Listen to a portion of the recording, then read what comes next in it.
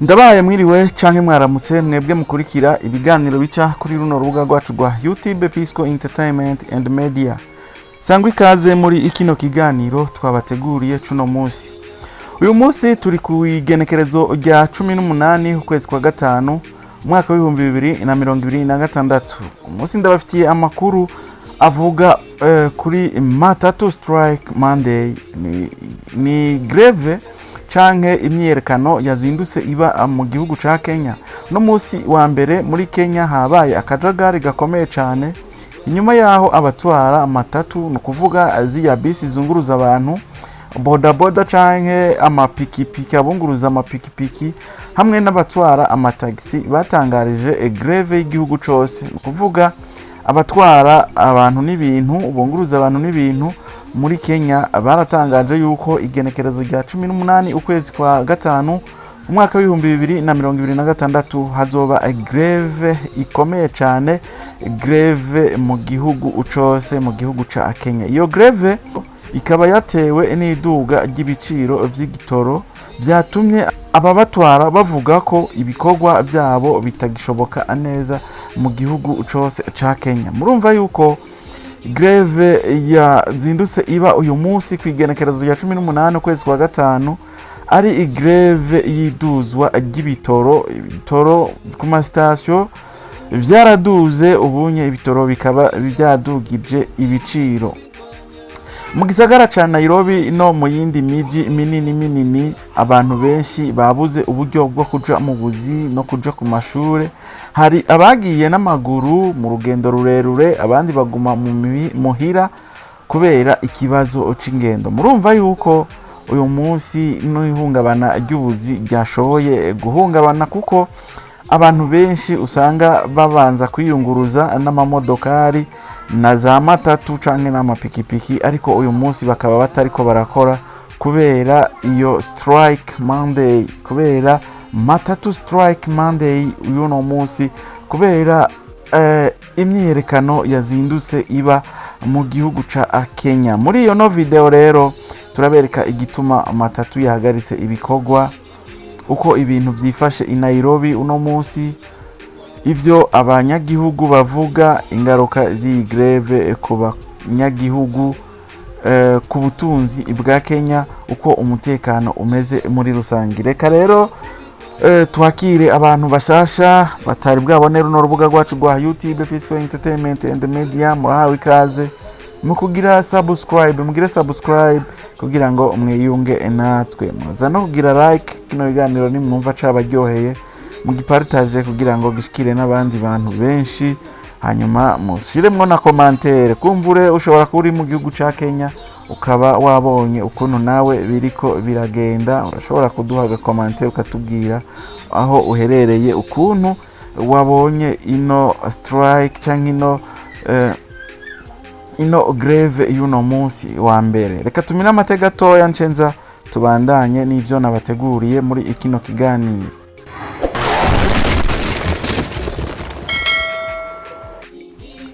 Turasubiye kubaramutsa, sangwa ikaze rero mu idonido rya kino kiganiro. Uno munsi ni umunsi wa mbere igenekerezo rya 18 ukwezi kwa gatanu umwaka wa 2026.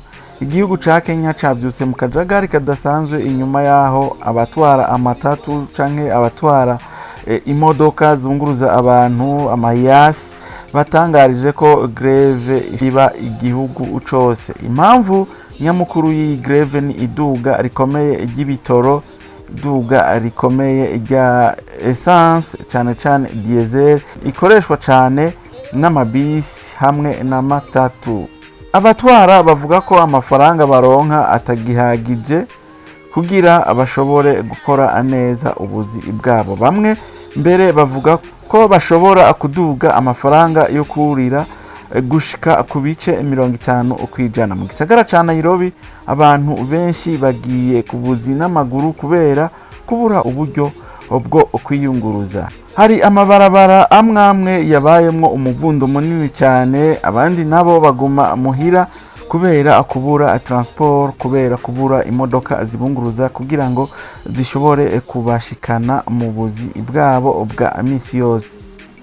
leta ya Kenya hamwe n'igipolisi bavuga ko umutekano ucunzwe kugira ntihagire imvururu canke ugufunga amabarabara bishobora kwibonekeza mu gihugu ca Kenya. Abanyagihugu benshi bavuga ko ubuzima bugenda burushiriza kurenga muri Kenya kubera iduga ry'ibiciro ry'ibitoro hamwe n'ibindi bikomeye hamwe n'ibindi bikoresho vya nkenerwa.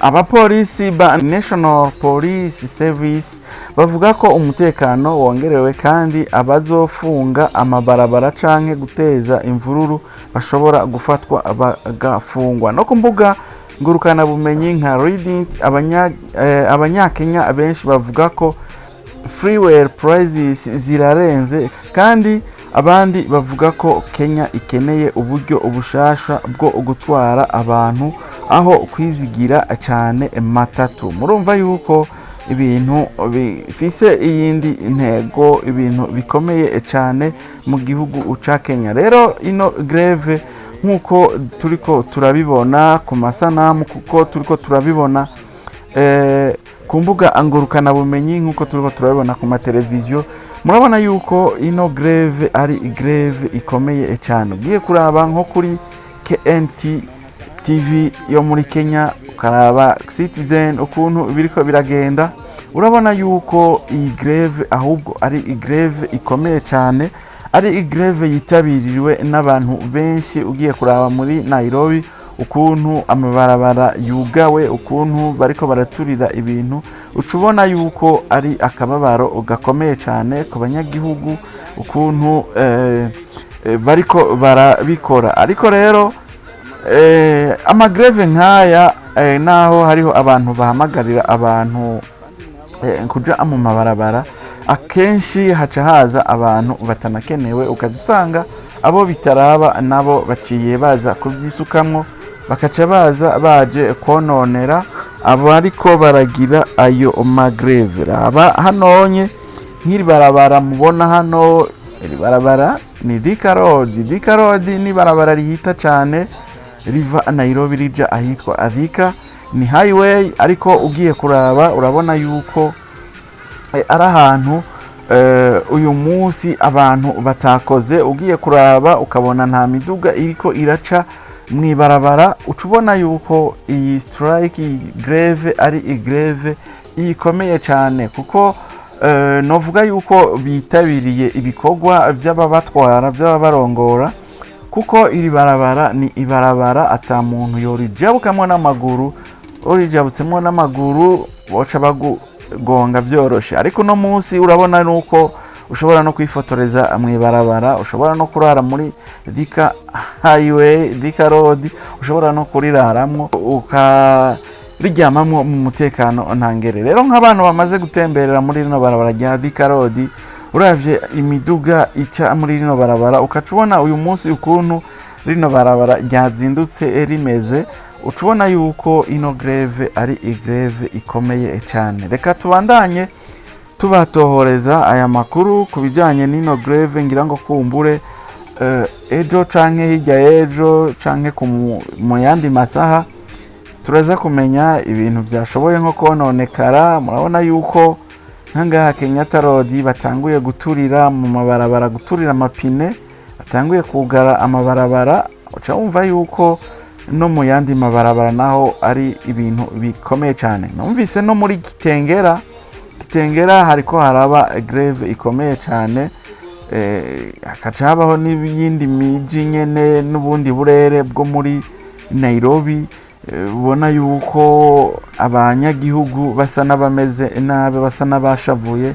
Ugiye nkangaha CBD Nairobi, urabona yuko hari abantu benshi, abantu bari mu myiyerekano, bari muri maandamano. Ariko maandamano no kwerekana akababaro k'umunyagihugu ko yarenganijwe canke yarengewe. Ariko maandamano akenshi uzusanga ziriko zirazamwo n'ubusuma, kuko abikika mukiza nibo baba benshi. Abantu bategerezwa kuja mwibarabara sibo bari mwibarabara ku bwinshi, kuko abateguye kuja mwibarabara nabo bagendesha amamodoka n'amataxi abagendesha amapikipiki, abagendesha ingendeshwa muri rusange. Mugabo uyu munsi ucubonamwo n'ababandi barya ivyatsi, n'ababandi atakazi bagira, ucubonamwo baba homeless, kugira ngo bikike mukiza ashoboye kuronka ukuntu ashobora kwiba, ashobore nko kwiba. Ngira mwarabibonye mu manifestation yaherutse, ama manifestation yabaye ubushize, mwarabonye yuko bamenaguye amaduka, mwarabonye yuko bagiye mu mall bakiba amatelefone, bakiba ama electronic, bakiba ibintu byinshi bitandukanye. Rero nuno munsi ni nayo mpamvu mubona abantu ari benshi. Aba bose isabagendesha amapikipiki, aba bose isabagendesha amamodokari, harimwo n'abatagira ico bakora, bariko bararondera ukuntu boteza akajagari kugira ngo ibintu bibandanye biba nabi. Rero ikiganiro reka tukigarukirize ngaha, turaza kubandanya tubatoreza amakuru kubijanye n'ino greve, hama turaza kubibashikiriza. Bandanye mukurikirana urubuga rwacu rwa YouTube Pisco Entertainment and Media, naho ubutaha mu kindi kiganiro. Imana ibahezagire. Merci beaucoup.